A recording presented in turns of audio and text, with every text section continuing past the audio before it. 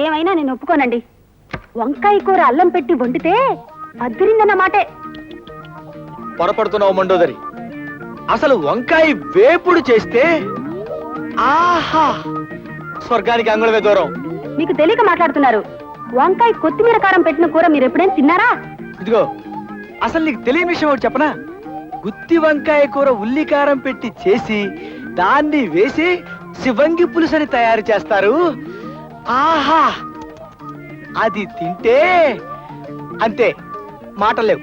చాలండి, పెద్ద చెప్పచారు. మంచి పదునైన పనసకాయని చేయి తిరిగిన వాడు తరిగాక కూర చేసుకుని తింటే ఉంటుంది. మీ జీడిపప్పులు అసలు ఎందుకు పనికొస్తాయండి? పక్కనింత వెన్నముద్ద పెట్టుకొని కొంచెం కొంచెం నంచుకుంటూ పనస కూర తింటుంటే ఆహన్న రాజా. వీళ్ళిలా కూరల గురించి పచ్చళ్ళ గురించి చర్చించుకుంటూ కూర్చుంటే కాపురం ఎట్టా చేస్తారు? నేను నాయనమ్మని ఎప్పుడవుతాను? నా శ్రాద్ధం